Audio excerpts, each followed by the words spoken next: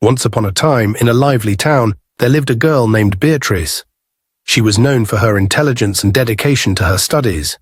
Beatrice excelled academically and was always at the top of her class. Her parents were poor, but they worked hard to provide for her education. They had high hopes that one day Beatrice would become a doctor or a lawyer, bringing pride to their family and lifting them out of poverty. Despite her success in school, Beatrice often felt lonely. She was so focused on her studies that she didn't have time for friends or fun. That all changed when a new boy named Daniel joined her class. He was charming, confident, and everyone loved him. Beatrice found herself drawn to him in a way she had never felt before. As weeks went by, Beatrice and Daniel became closer. They studied together, shared their dreams, and laughed over lunch. Beatrice felt a warmth in her heart that made her forget about her worries.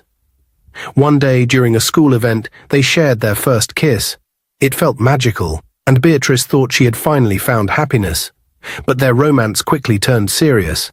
One night, during a moment of weakness, they crossed a line. Beatrice felt excitement but also fear as she realized the gravity of what had happened. When she discovered she was pregnant, her world turned upside down. She was terrified and confused. What would her parents say? What would Daniel do? When Beatrice told her parents about the pregnancy, their faces turned pale. They were heartbroken. They had worked so hard to give her a good life, and now it felt like everything was falling apart. "How could you do this to us?" her mother cried. Beatrice felt the weight of her parents' disappointment crushing her. Feeling lost, Beatrice turned to Daniel for support. But when she told him the news, his reaction was not what she had hoped for. Daniel's face went pale, and he took a step back. "We can't have this baby," he said, his voice shaky. "My parents would never accept it. They want me to go to a good university and have a successful career. You can't ruin that for me." Beatrice was devastated. She had thought Daniel would be there for her, but instead he rejected her. He spoke of his wealthy parents' plans for his future and how he couldn't let her spoil everything. It hurt her deeply to hear him say those words, and in that moment she realized he didn't truly love her. Feeling abandoned, Beatrice decided to tell Daniel's parents about the pregnancy. She hoped they would understand and support her, but when she approached them, they were furious. "How dare you think you can trap our son with a child?" his mother yelled. "You're from a poor family, and we won't let you ruin his future." Beatrice felt small and ashamed. She had lost not only the love she thought she had with Daniel, but also the hope of having a supportive family around her. She returned home, feeling as if the world was closing in on her. Days turned into weeks, and Beatrice struggled with her emotions. She knew she had to make a choice about her future and the life growing inside her. Her parents, still disappointed, tried to guide her, but they were heartbroken and unsure of what to say. "We want you to have a better life," her father said gently, "but you have to make this decision for yourself." As she pondered her situation, Beatrice found herself in a deep conflict. The weight of her choices felt heavy on her heart. She wanted to do what was right for her baby, but she also wanted to fulfill her parents' dreams for her. One day she sat alone in her room, tears streaming down her face.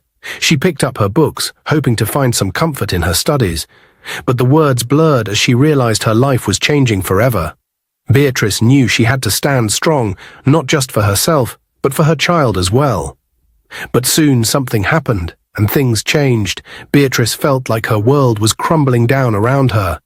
Her parents, especially her mother, were relentless in their insults. "You've brought shame to our family," her mother shouted. "You think you can just throw your life away and expect us to be happy about it? You are nothing but a disappointment." Each word pierced Beatrice's heart like a sharp knife. The weight of her mistakes hung heavy on her shoulders, and the disappointment in her parents' eyes felt suffocating.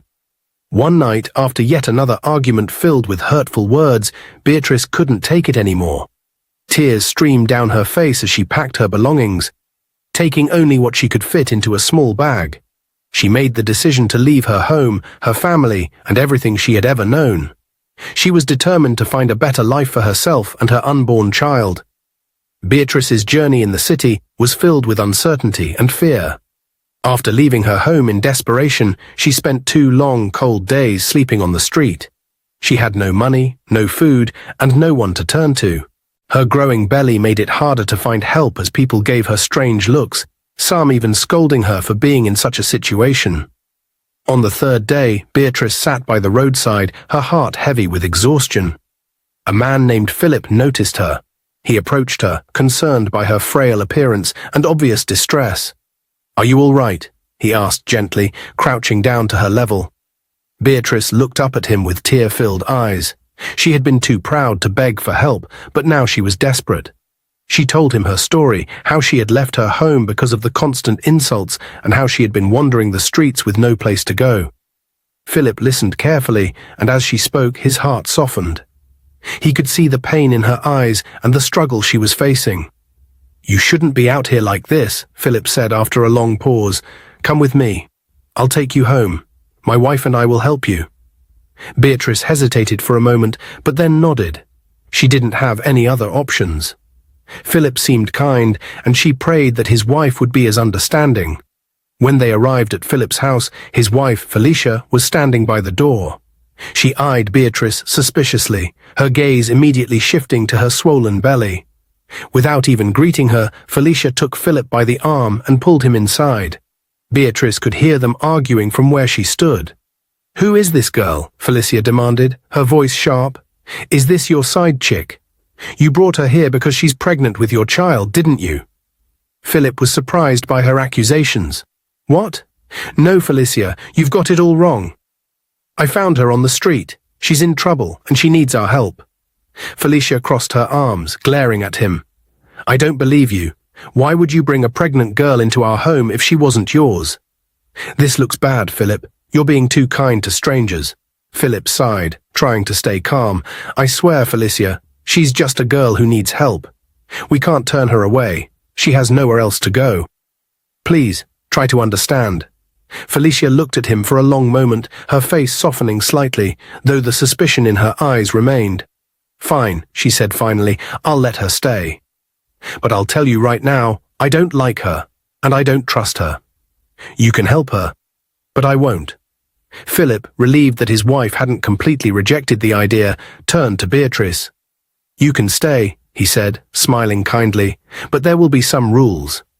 You'll have to help around the house."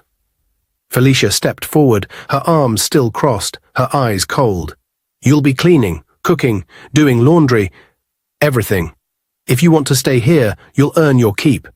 Is that understood?" Beatrice's heart sank, but she nodded. She had no other choice. "I understand," she whispered. The next few weeks were difficult for Beatrice. Felicia barely spoke to her, and when she did, it was with a harsh tone. Beatrice spent her days scrubbing floors, washing clothes, and cooking meals. Her body ached from the long hours of work, especially with her pregnancy, but she knew she had to endure it. She didn't want to be out on the streets again. Philip, on the other hand, was kind and always checked in on her. He made sure she was eating enough and often asked how she was feeling. "You're doing well, Beatrice," he would say, offering her a warm smile. "Just hang in there. Things will get better." "Thank you so much, sir, for everything you have been doing for me. I really appreciate it," Beatrice said. "Don't mention, Beatrice. You are like family now," Philip replied. A month later, Beatrice began experiencing severe pains in her stomach. She had been pushing herself too hard, trying to keep up with Felicia's endless demands, and her body had reached its limit. One morning, while scrubbing the kitchen floor, she suddenly collapsed in pain. Philip rushed her to the hospital, where the doctors quickly realized she was in danger of losing her baby. After hours of treatment, the doctor emerged with a grim expression. "She had a miscarriage," he told Philip. "The pregnancy was already quite advanced, and it put a lot of strain on her body. She was lucky to survive. Had she come in any later, it could have been much worse." Beatrice was devastated. The loss of her child was like a piece of her heart being torn away. She had carried the baby for months, through all the hardships, and now, after everything, she had nothing to show for it. She felt an overwhelming sense of emptiness and grief. When Beatrice returned home from the hospital, weak and emotionally broken, she hoped for some rest and maybe a bit of sympathy from Felicia. But Felicia barely looked at her as she stepped into the house. That evening, as Beatrice lay in bed recovering, Felicia knocked on her door and stepped inside. Her face showed no sign of concern. "You can rest for today," Felicia said coldly, "but tomorrow you'll need to get back to your chores. I don't care what the doctor said. I need this house kept in order. You're not here to lounge around." Beatrice stared at her in disbelief. She was still aching from the miscarriage, still processing the loss of her child, and yet Felicia showed no compassion. She could feel tears welling up, but she blinked them back. She had no choice but to endure. There was nowhere else to go. The next day, despite her body being sore and her heart heavy with grief, Beatrice dragged herself out of bed and began cleaning the house again.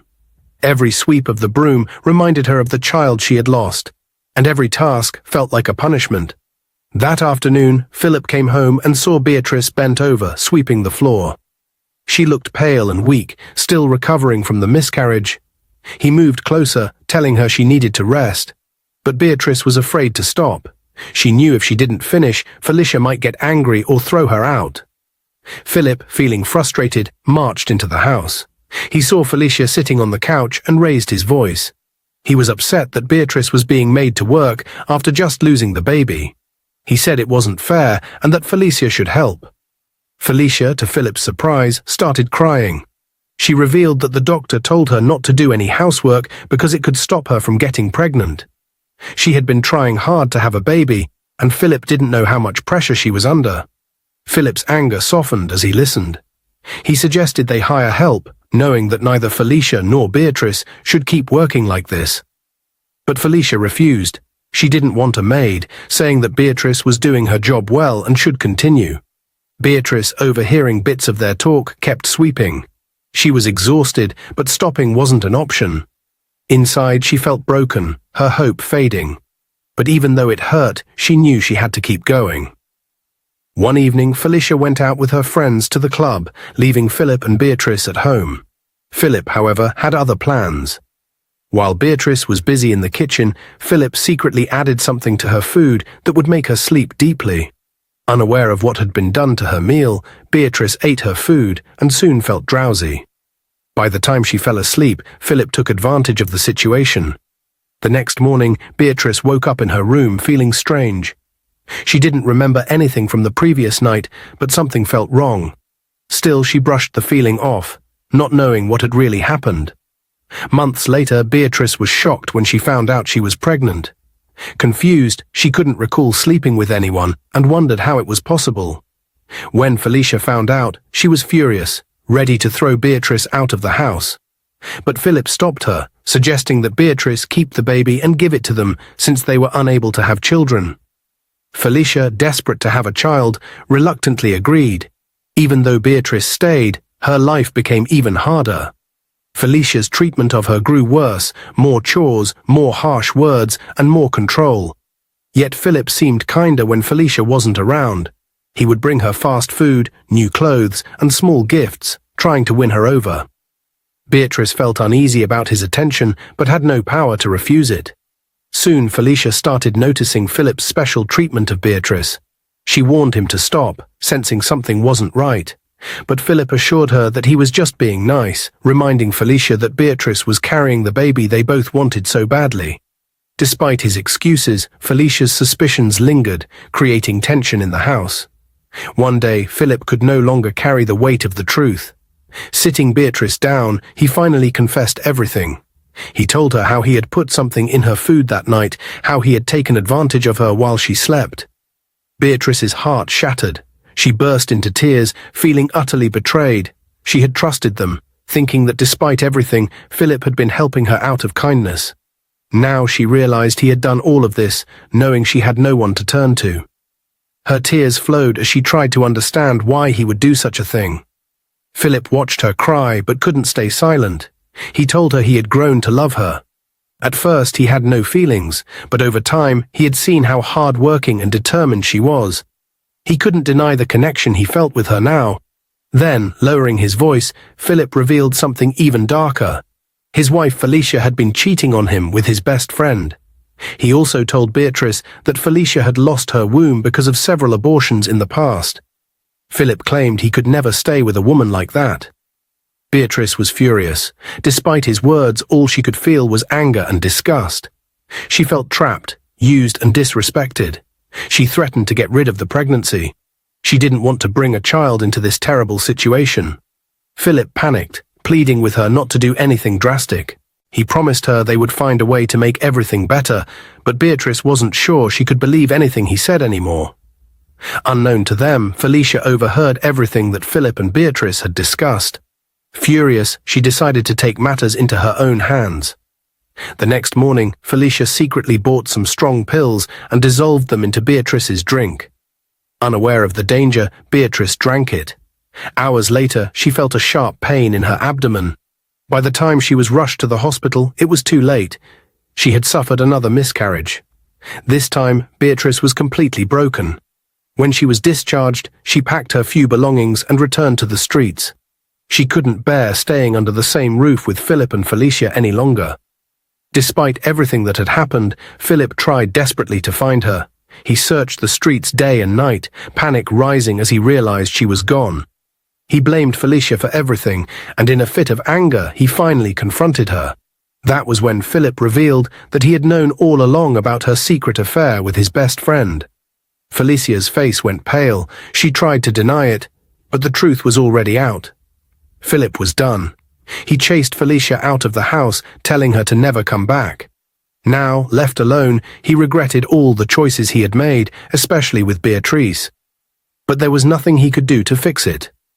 Meanwhile, Beatrice wandered the streets again, her heart heavy with pain and loss. One afternoon, as she walked absent-mindedly down the road, a car sped towards her. She was so lost in her thoughts that she didn't even notice. The car screeched to a halt, barely missing her by inches. The driver quickly stepped out, and to Beatrice's surprise, it was Daniel, her first boyfriend. She turned away, wanting nothing to do with him, but Daniel rushed after her. He begged her to stop and listen, apologizing over and over for abandoning her and their unborn baby years ago. He admitted that back then he had been foolish and immature, but now he had grown up. He confessed that he had been looking for her ever since, and that he had changed. When Daniel asked about their child, Beatrice felt her heart sink. She softly told him about the baby's miscarriage, and Daniel's face crumbled with sorrow. He blamed himself, saying that if he hadn't left her back then, their child might have lived. Not wanting to leave her again, Daniel insisted on taking Beatrice to his home. To her surprise, he had built a beautiful life for himself. Slowly, as days turned into weeks, they grew close again. Daniel showered her with kindness, love, and the care she had long forgotten.